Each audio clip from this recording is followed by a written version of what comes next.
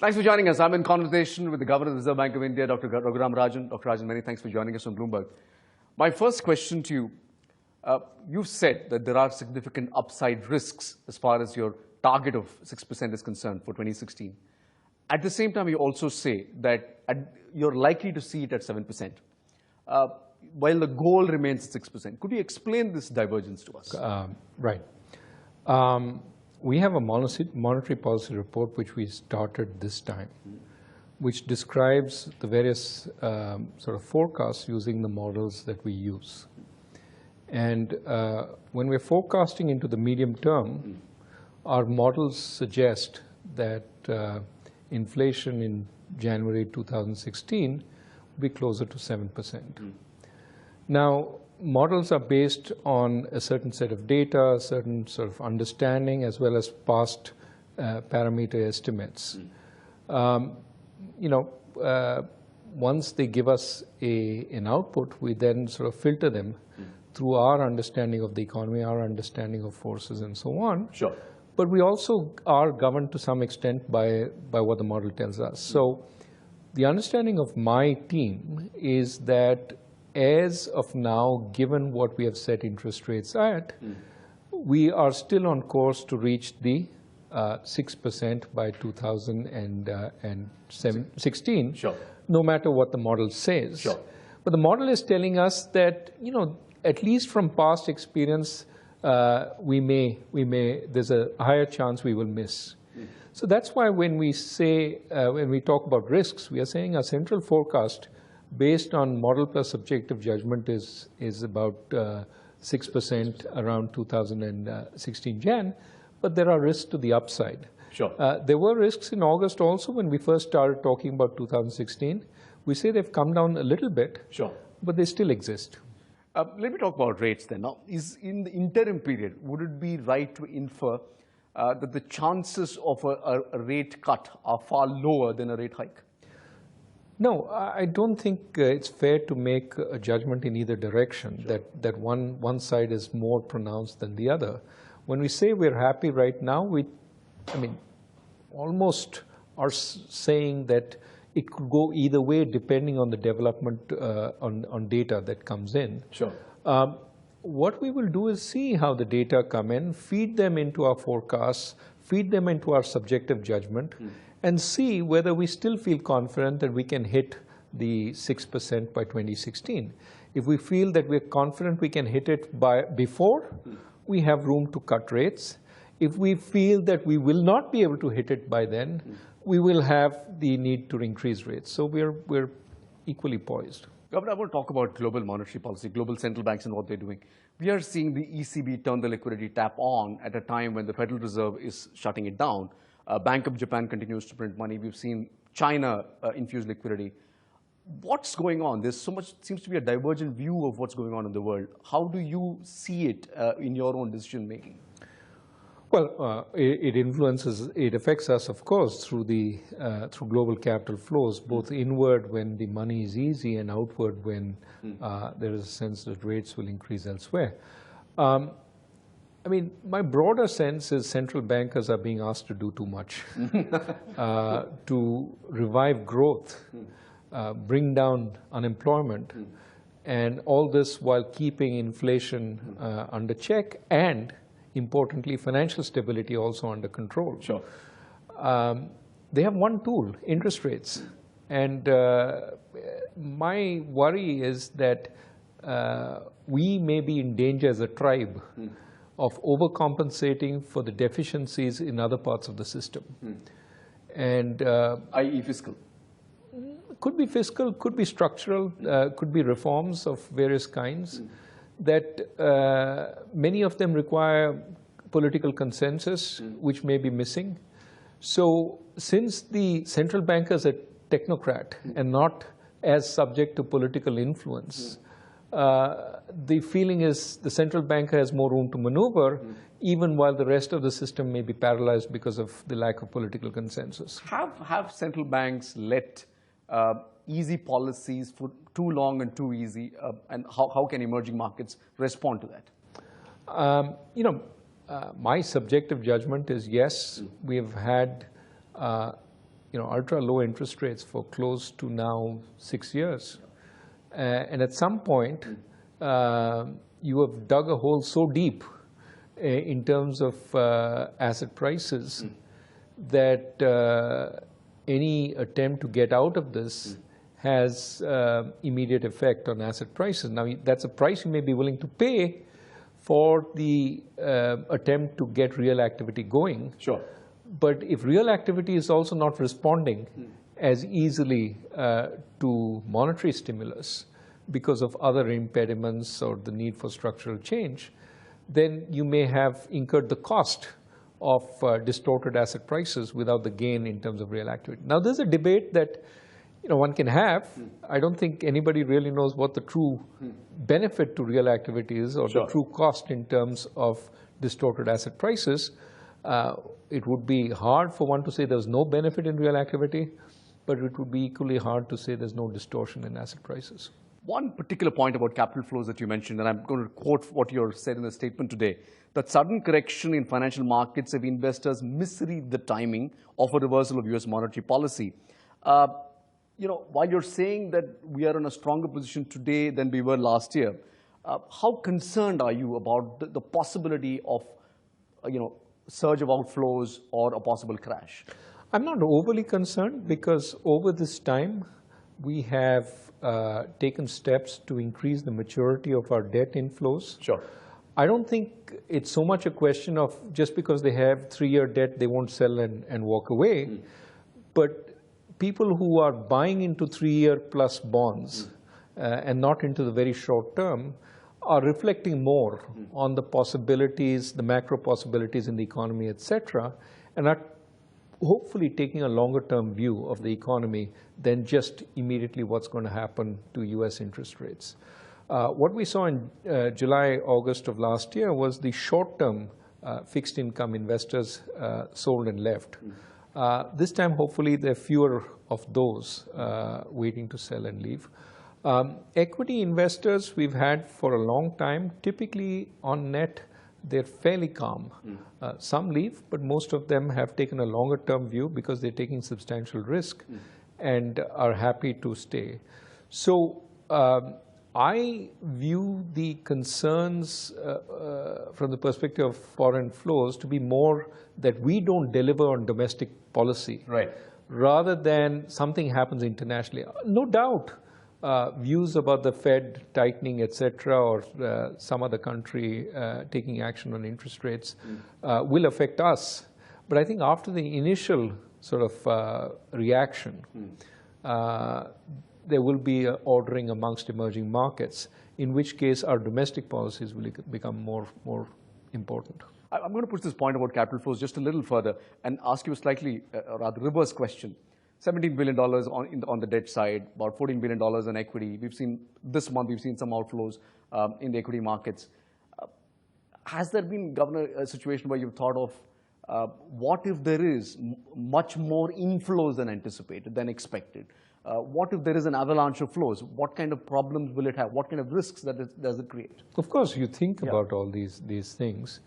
And the risk, of course, is money that doesn't stay. Right. So when we have a lot of money coming in that we think may be driven by potentially short-term factors, we try and buy some protection. And the easiest way of buying protection is to build reserves when that money is coming in. But of course, reserves are not an end in themselves. They're a buffer. And the real answer is to continuously focus on your macro environment so that your macro environment is much healthier, which means cut your fiscal deficit, improve growth, reduce inflation. All those good things. You've also recently said that asset prices have risen a bit too much. My question is, how much is too much? Well, I hope I didn't say too much, because I don't know what too much is. I would say that asset prices have risen considerably, and volatility has come down, which often is a sign that people are not, you don't have multiple opinions, people aren't overly worried. And of course, the saying in markets is when people aren't worried is when you should get worried. And that's really the source of concern among central bankers across the world today. Sure. Maybe I worried about this a little earlier, but people are starting to worry about the extent of calmness in financial markets. But don't you run the risk of snuffing out the possibility of a boom rather than fear about a bubble? I think you have to be careful as a central banker. You know the old William Chesney Martin story that you have to take away the punch bowl just as the party gets going. You have to be careful that you're not drinking while the party is starting up, so that you're fully involved in the party and don't have the presence of mind to take away the punch bowl. That doesn't mean you take it away before the party even starts. Sure, that's what. You don't want to be the party pooper. Sure. You just want to make sure the party stays relatively sober. So you're 2 drinks down, you're fine. Well, whatever that number is, I don't know. But I think the key here is really how many indicators can you look at that give you a sense that things are going to get out of kilter. Sure. It is always going to be subjective. Right. But you can't sort of dispense with that subjective judgment by saying, I can't predict asset price moves. Yes, you can't predict exactly, and there will be a few times you're wrong, but if you're more right than wrong, because typically we've seen asset price booms accompanied by significant credit and a significant movement in a variety of things like real estate prices, exchange rates, etc. Sure. Typically tend to end in tears. If we have a history of that, some leaning against the wind might be useful. Sure. Now, it may be that the leaning against the wind is ineffective, but you should try, certainly, to see how far you can do that. Brings me to the question of the currency. We've seen since the last 1 year, we've seen the currency stabilize considerably, 68.85 to where it is today.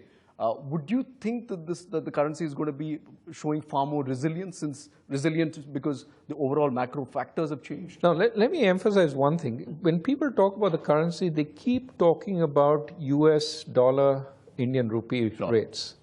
If you look over the last year, the dollar has strengthened by about 6.5% to 7%, the dollar index. Right.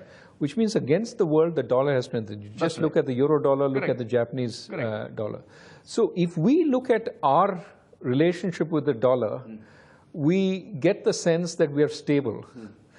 But if we look at our relationship towards the rest of the world, you should take away the fact that we have actually appreciated quite a bit. Sure. Relative even to some emerging markets.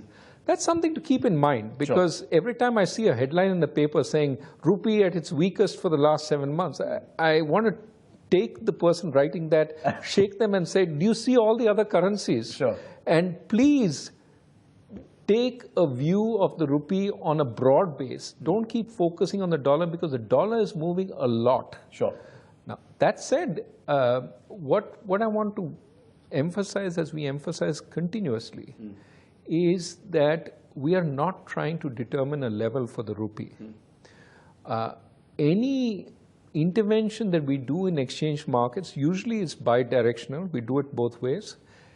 We're trying to reduce volatility, and we build reserves largely as a macro-prudential tool. To protect shocks. To protect against shocks. We've built up reserves somewhat, okay?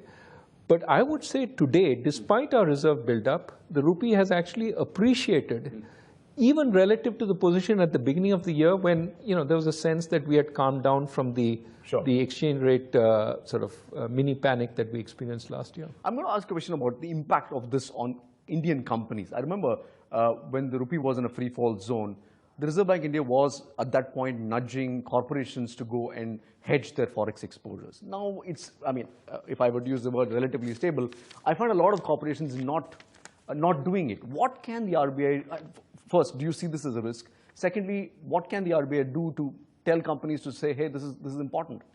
It is a risk. We do see data which suggests that corporations aren't hedging as much as they were last year. It's probably a natural reaction to a period of relative stability, but we would emphasize that currencies, you don't want to play Russian roulette with currencies. Right. that it's important to hedge, no matter what your current view on the currency is. I mean, the hardest thing to predict in the world is the direction of a currency. And I think people with all sorts of models have tried and they've failed. So given that, and given that volatility hasn't been excised from the market, and we're not trying to eliminate volatility, we're just saying excessive volatility, but we're also not trying to protect a level for the currency. Sure. So keeping that in mind, I don't think corporations should take a whole lot of comfort from the RBI always being there to rescue them. They should take appropriate measures to hedge their liabilities. We're talking at a time, Governor, when oil prices are below 100. It's good news for all of us. The fact of the matter is, you recently actually made a call to the government saying that you might perhaps seize the moment to go ahead and cut subsidies. Is anyone listening? I think the government has expressed its desire to move away from various forms of subsidies, including diesel. Let us see when that happens. But you would think the time is now? I mean, I think that the time when you can do it is when you don't have to move the market price at all. And in fact, you may even be able to cut. I'm not sure how long the window will be open. Sure. Presumably for a little while. So let us see when the government decides Sure. We've seen the Supreme Court of India have a historic judgment on coal blocks. Coal blocks, I mean, the companies have been affected. There's a large bank exposure as well. Do you see a risk to the banking system? Is that a cause for concern for you? No. So it depends a lot on what the eventual assignment of costs and losses are. Sure. We still don't know. We still don't know. And the government has to come up with a plan in response to what the Supreme Court judgment has been. And Mr. Modi, I think yesterday, spoke about using this to take a fresh look at the entire sector. I don't remember the exact words, sure, but that was the gist of what I got. Sure. And if we can use this judgment as a way of going back and taking clean decisions across the board, I think in the larger scheme of things, this may be a silver lining. Of course, the government also has the opportunity now to re-auction the blocks, or to actually auction the blocks. And some flows will come in as a result. And those flows can be used to compensate the various parties who are damaged at this point for no fault of theirs. So I think we should take a view. Sure. There are clearly some situations where the existing promoter has to pay, some situations where the promoters and the banks will have to take losses. But in general, I think there should be a way of trying to deal with this, certainly to solve the problem of the banks. Sure. I want to turn this conversation to the issue of corporate governance in banks, Governor. We saw the entire syndicate bank episode unfold before us. That raised certain serious questions about how bank chairmen are selected. What is your assessment? What do you think is the problem or issues that need to be addressed? We are certainly in conversation with the government about the process of selection of bank CMDs. But it's not just the process of selection, it's what happens after also, which is the kind of governance that is exercised over the CMD. The government has been talking about breaking up the chairman and the managing director. So there's some oversight. The chairman is not the same as the managing director. The chairman controls the board. One could talk about reforming the composition of the board so that you have more finance-oriented people who can place some checks and balances on the MD. Sure. Having a longer term for the MD can be very important, giving them a horizon over which to do things. But I think also important is that pay between the differences between the public sector and the private sector cannot be so large that some modicum of, not parity, sure, but some changes could be made there. Of course, in return for that, there should be more competition for the position of CMD. It shouldn't be a small group which gets there. I mean, all these changes can be explored. So, but all these points that you mentioned have been addressed by the PJNI committee report, hasn't it? Is that that's where I got?